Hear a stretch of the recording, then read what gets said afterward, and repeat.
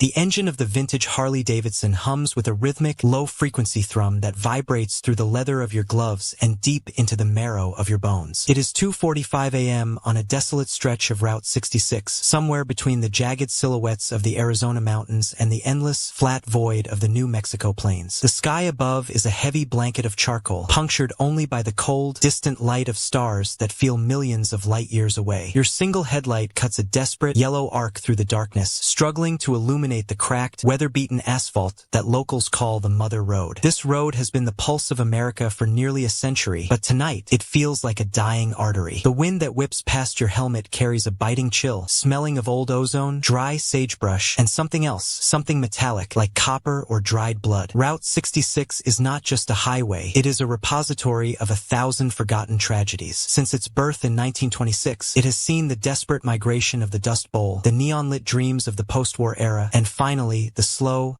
agonizing decay brought on by the interstates. But roads like this do not simply wither away. They absorb. The asphalt has soaked up the adrenaline of high-speed chases, the final screams of horrific collisions at Dead Man's Curve, and the silent grief of those who walked these shoulders with nowhere left to go. This concentrated energy of loss and trauma has curdled over 90 years, manifesting into a predatory force that travelers simply call the highway entity. It is not a ghost of a man. It is the manifestation of the road's own darkness. You shift gears, the mechanical click echoing into the vast emptiness. There are no streetlights here. There are no signs of civilization for 50 miles in any direction. Only the rusted skeletons of abandoned gas stations and the collapsing frames of tourist traps that haven't seen a customer since the 1970s. As you pass a cluster of skeletal Joshua trees, your peripheral vision catches a flicker. It is a movement that defies the laws of physics, a dark shape that stays perfectly parallel to your bike, moving through the jagged rocks and sand without the sound of footsteps. You refuse to look directly at it. You've heard the warnings in the diners of Kingman and Seligman. Keep your eyes on the white line. Whatever happens, do not look into the ditch. The highway entity is described by those who have looked as a living void. It is a silhouette so profoundly black that it seems to suck the light out of your surroundings. It stands nearly 8 feet tall, its limbs elongated and spindly, lacking the joints of a human being. It moves with a terrifying, liquid-like grace, gliding across the terrain like a shadow cast by a dying sun. But the most haunting detail is its lack of features. Where a face should be, there is only a smooth, featureless surface of shifting static. It has no eyes, yet you can feel its gaze pressing against your back like a physical weight. It is a predator that feeds on highway hypnosis, that trance-like state where the rhythm of the road numbs your mind and leaves your soul exposed. The air around you suddenly drops by 20 degrees. The warmth of the engine block seems to vanish, replaced by a localized, supernatural frost that fogs your visor. Your dashboard lights begin to pulse in an erratic, dying heartbeat. This is the first sign of the entity's proximity. It is an energetic parasite, draining the electrical life from your motorcycle to fuel its own manifestation. The hum of your engine changes from a roar to a strained, metallic whine, as if the bike itself is terrified of the presence stalking it. You feel the handlebars vibrate with an unnatural frequency, a buzzing that crawls up your arms and settles in your chest, mimicking the onset of a panic attack. In the 1940s, early travelers spoke of the Black Walker of Route 66. They told stories of hitchhikers who would appear in the rearview mirror, sitting perfectly still in the back seat, only to vanish when the driver mustered the courage to turn around. But as the highway was bypassed and the towns began to rot, the entity grew more aggressive. It no longer waits to be invited in. It stalks the road like a territorial beast. It claims the dead zones, those stretches of highway where the GPS glitches. The radio static turns into rhythmic whispering, and the mile markers seem to repeat themselves in an endless, terrifying loop. You are entering one of those loops now. You pass a rusted-out 1957 Chevy sedan abandoned on the shoulder. 5 minutes later, you pass the same car. Then again. The road is stretching, folding in on itself, trapped in a spatial distortion created by the entity's presence. The silence is now absolute, save for the labored breath inside your helmet and the dying thrum of your engine. The wind has stopped. The world has narrowed down to the 20 feet of asphalt illuminated by your failing headlight. You realize with a jolt jolt of pure, primal fear that you are no longer a traveler on a journey. You are a mouse in a maze, and the cat is moving in for the kill. Every veteran rider on the Mother Road knows the golden rule. The entity cannot touch what it cannot acknowledge. It is a creature of perception. If you keep your eyes locked on the white line, if you refuse to grant it the satisfaction of you look into that featureless face of static, you form a link. You invite it into your reality. And once it is in, it never leaves. The road ahead seems to descend into a black abyss, the asphalt shimmering like dark water. You feel a heavy, cold pressure on your left shoulder, the unmistakable sensation of a long, spindly hand coming to rest on your jacket. Don't look. Whatever you do, don't look back. The shadow is no longer in the ditch. It is sitting behind you. The legend of the highway entity transitioned from campfire ghost stories into a documented nightmare on the night of October 14, 1974. The man at the center of this incident was Elias Thorne, a retired military mechanic and a seasoned long-haul rider who had crossed the United States 4 times on his 1948 Indian Chief. Elias was not a man prone to flights of fancy or superstitious dread. He was a man of steel, grease, and iron. But as he crossed the Arizona border heading west toward the Pacific, the high desert began to unravel his nerves in a way that no combat zone ever could. The moon was a sliver of bone in the sky, providing no light to the undulating hills of the Mojave. The only sound was the rhythmic, heavy thumping of his V-twin engine, a sound that usually brought him comfort, but tonight felt dangerously like a countdown. It began near the outskirts of Seligman, a town that even then felt like a relic of a forgotten era. Elias noticed that the temperature had plummeted so sharply that his breath began to freeze against the inside of his visor, turning his vision into a milky blur. He pulled over to the side of the road to wipe the frost away, leaving the engine idling. As he stood there in the absolute silence of the desert, he realized the crickets had stopped chirping. The wind had died down to a breathless standstill. In that vacuum of sound, he heard a soft, rhythmic clicking, like fingernails tapping on a glass window. He scanned the horizon with his flashlight, but the beam seemed to die after only 10 feet, as if the darkness itself were thick and liquid, resisting the light. When he got back on the bike and kicked it into gear, that was when he saw it in his periphery. A tall, impossibly thin figure was standing perfectly still under a rusted, bent telephone pole. Elias assumed it was a hitchhiker or a stranded motorist, but as his headlights swept past, he realized there was no face, only a smooth, gray surface that seemed to vibrate with a low-frequency hum. He didn't wait to investigate. He twisted the throttle, the rear tire spitting gravel as he roared back onto the asphalt. He reached 60 miles per hour, then 70, expecting to leave the stranger in the dust. But when he glanced at his left side mirror, the figure was there. It wasn't running. It was gliding, its feet barely touching the ground, keeping perfect pace with a machine built for speed. The pursuit lasted for 30 miles, a distance that Elias later claimed felt like 30 years. Every time he looked in the mirror, the entity was closer. It moved with a jerky, stop-motion gait, appearing 5 feet behind him 1 second and then right beside his primary chain the next. The ozone smell intensified, becoming so pungent that Elias began to gag, his eyes watering as the air turned thick with the scent of a localized electrical storm. His Indian Chief, a bike that had never failed him, began to lose power. The headlight dimmed to a dull orange glow, and the speedometer needle began to spin wildly in reverse. The machine was being drained off its essence, and Elias knew that if the engine died, he would be left in the total darkness with a creature that did not belong to this earth. Elias began to scream, not out of pain, but to break the oppressive silence that the entity brought with it. He noticed that, as he shouted, the figure would flinch or lag behind for a fraction of a second. It fed on his silence and his trance. His vocal defiance was a weapon. He pushed the bike to its absolute limit, the engine screaming in protest as he hit nearly 100 miles per hour on the narrow 2-lane road. The entity responded by stretching its limbs, its long, spindly fingers reaching out to touch the chrome of. Stretching its limbs, its long, spindly fingers reaching out to touch the chrome of his sissy bar. Elias felt a jolt of static electricity surge through the frame of the bike, a shock so powerful it nearly threw him from the seat. The metal where the entity touched began to glow with a faint, sickly violet light. As he neared a small, dilapidated gas station, the only island of light for miles, Elias saw the entity do something that would haunt his dreams until his dying day. It didn't just chase him, it began to mimic him. It tilted its featureless head at the exact same angle as Elias's helmet. It moved its long arms as if it were holding onto invisible handlebars. It was trying to synchronize with him, to become a shadow version of the rider himself. The psychological horror of being parroted by a void-like monster broke something inside Elias. He steered the bike toward the glowing neon sign of the Roadrunner Gas and Cafe, praying that the artificial light would act as a barrier. The moment Elias crossed the threshold of the gas station's fluorescent lights, the engine of his Indian chief gave a final, agonizing gasp and died. He skidded into the gravel, the bike falling onto its side as he scrambled toward the locked glass doors of the cafe. He turned around, gasping for air, expecting to see the monster standing right behind him. But the road was empty. The desert was silent once again. However, in the dust of the road, right at the edge of the light's reach, were two long, narrow depressions in the dirt, deep indentations that looked like the marks of someone standing perfectly still, watching and waiting. Elias Thorne was found the next morning by the station owner, sitting on the ground with his back against the door, his hair having turned prematurely white in patches. He refused to get back on his motorcycle. He left the Indian chief there, leaning against a rusted pump, and took a bus back to Albuquerque. In his later years, Elias spoke of the static man of Route 66 not as a ghost, but as a sentinel. He believed the road had a mind of its own, and the entity was its guardian, a creature that didn't want you to leave. It didn't want your life. It wanted your company in the eternal, silent darkness of the Mother Road. To this day, riders find old journals and notes left in roadside diners, all echoing the same warning Elias Thorne gave. The road is long, but the shadow is longer. Don't let the engine stop. Beyond the pursuit and the physical presence of the entity lies a much more subtle and terrifying phenomenon known to the locals of Route 66 as the loop. This is the realm of spatial distortion, where the geometry of the road ceases to make sense and the highway itself becomes a trap. This phenomenon is most frequently reported in the dead towns, places like Two Guns, Arizona, and Texola, Oklahoma. These are settlements that were once thriving hubs of American culture, now reduced to bleached wooden skeletons and rusted corrugated iron. When you ride into these areas after midnight, you aren't just traveling through a geographical location. You are entering the entity's hunting ground, a place where the road bends back on itself and time becomes a fluid, terrifying concept. Spatial distortion begins almost imperceptibly. You might notice a specific landmark, perhaps a rusted-out 1940s billboard for a brand of cigarettes that no longer exists, or a jagged rock formation that looks like a hunched back. You pass it at 70 miles per hour, your engine humming steadily. 5 minutes pass, then 10. You look up, and there it is again, the same rusted billboard, the same jagged rock. At first, you dismiss it as a coincidence, a quirk of desert geography. But when you pass that same landmark for the fourth time in 20 minutes, the reality of your situation begins to sink in. You are no longer moving forward. You are caught in a pocket of warped space-time, a glitch in the Mother Road. The entity is the architect of this distortion. It doesn't just chase its prey, it cages them. By folding the space around the rider, it ensures that no matter how fast you go, or how much fuel you burn, you remain exactly where it wants you. This is the psychological breaking point for many travelers. The realization that the horizon is an illusion and that the exit is gone creates a level of panic that fuels the entity's power. There are reports of bikers who have spent what felt like entire nights riding through a 5-mile stretch of road, their fuel gauges dropping toward empty, while the mile markers remained frozen on the same number. Consider the infamous Missing 3 incident of 1992. 3 experienced riders, members of a touring club, were traveling through the ghost town of Two Guns. They were equipped with CB radios and were in constant contact with one another. Suddenly, the lead rider reported that the road ahead looked like it was shimmering like water. Within seconds, their radio transmissions turned into a rhythmic, guttural humming, the signature sound of the entity. When the police found their motorcycles the next morning, they were parked neatly on the shoulder of the road, engines off, kickstands down. There were no signs of a struggle, no skid marks, and no footprints leading away from the bikes. The only thing left behind was a set of empty leather jackets draped over the handlebars, as if the riders had simply evaporated out of their clothes. The dead towns act as resonators for this energy. These towns are filled with the remnants of abandoned lives, faded wallpaper, broken toys, and empty diner counters. The entity uses these remnants to craft a sensory trap. Some survivors claim that during the loop, the abandoned buildings seem to flicker back to life. For a split second, you might see the neon sign of a motel hum to life or catch the scent of fresh coffee and apple pie wafting from a diner that has been closed for 40 years. It is a siren's call, an attempt to get you to stop, to dismount, and to step into the shadows where the distortion is strongest. The silence in these zones is not the natural silence of a desert night. It is a heavy silence, an acoustic vacuum that seems to suck the sound out of your engine. You might find yourself screaming just to verify that you can still hear your own voice, only to find that your shout sounds muffled, as if you are underwater. This is the moment the entity begins to manifest within the distortion. It doesn't appear as a runner in the ditch anymore. It appears as a flicker in the air itself, a heat haze that shouldn't exist in the midnight chill. It moves through the warped space like a shark through water, appearing in your rearview mirror and then instantly appearing on the road directly in front of you. One of the most terrifying aspects of spatial distortion is the visual mimicry. Riders have reported seeing themselves on the road ahead. You see the tail light of a motorcycle a half-mile in front of you. You accelerate to catch up, thinking you've found a fellow traveler to share the road with. But no matter how fast you go, the distance remains the same. Eventually, you realize that the motorcycle ahead is your own. You are chasing your own shadow in a closed loop of reality. This is when the entity begins to close the circle. The figure on the bike ahead of you will slowly turn its head, and instead of seeing the back of your own helmet, you see that featureless, vibrating face of static looking back at you. Escaping the distortion requires a monumental effort of will. You cannot outrun a fold in space. The only way out, according to the journals of those who survived, is to break the hypnotic link. You have to change your sensory input, turn off your headlight for a fraction of a second, change the RPM of your engine drastically, or start singing at the top of your lungs. You have to remind the universe and the entity that you are a conscious observer who refuses to be part of the loop. Only then does the shimmer vanish, and the road finally leads you out of the ghost town and back into the linear reality of the highway. As you leave the dead zone behind, you might feel a sudden jolt, like your bike hitting a pothole that wasn't there. The radio static clears, the GPS recalibrates, and the mile markers finally begin to count up again. But the experience leaves a scar. You realize that Route 66 isn't just a path between 2 points. It's a living, breathing entity that can swallow you whole without leaving a trace. The ghost towns are still there, waiting in the dark, and the entity is still the master of the loop, patient and eternal. The road does not end. It only waits. As the first gray light of dawn begins to bleed over the horizon, the oppressive weight of the highway entity finally starts to lift. The metallic scent of ozone fades, replaced by the fresh, cool air of a desert morning. But for the rider who has survived the night, the world will never look the same. You realize that Route 66 is more than just a path of asphalt and concrete. It is a living, breathing testament to the darkness that humans leave behind. The entity is not a monster from another world. It is a mirror. It is the shadow of every broken dream, every violent end, and every lonely mile traveled on this desolate highway. It is a guardian of the secrets that the mother road refuses to forget. As you ride toward the sunrise, your engine regaining its strength and your dashboard lights glowing steady once more, the fear begins to transform into a haunting realization. The entity didn't just want to chase you. It wanted to remind you of the thin line between reality and the abyss. In the modern world, we believe that technology and high-speed engines have conquered the wild, but on Route 66, the ancient spirits of the land still hold the ultimate power. The ghost towns of Two Guns and Texola remain behind you, silent and watchful, acting as anchors for a force that science can never explain. The digital age may capture glitches on a dashcam or static on a radio, but the true horror remains unrecordable. It is the feeling of a cold, spindly hand on your shoulder when you are supposedly alone. The legend of the highway entity will continue as long as the road exists. As the asphalt continues to crack and the desert slowly reclaims the abandoned diners and gas stations, the entity's territory grows. It is the silence between the heartbeats of the night. It is the flicker in your peripheral vision that disappears when you turn your head. It is the reason why veteran bikers still refuse to stop on the shoulder after midnight, even when their fuel is low and their bodies are weary. They know that the road is a predator, and the night belongs to the things that do not have faces. So, as we close this chronicle of terror, remember the warning of those who came before you. If you ever find yourself on that long, lonely stretch of the mother road, and the wind suddenly dies down, and your engine begins to struggle, do not look back. Keep your eyes locked on the white line. The road is long, and the destination may be far, but the entity is patient. It has been waiting for 90 years, and it is willing to wait 90 more. Your journey might end at the coast, but for the entity, the hunt never ends. It is the eternal resident of Route 66, and tonight, it is already watching for the next set of headlights to flicker in the dark.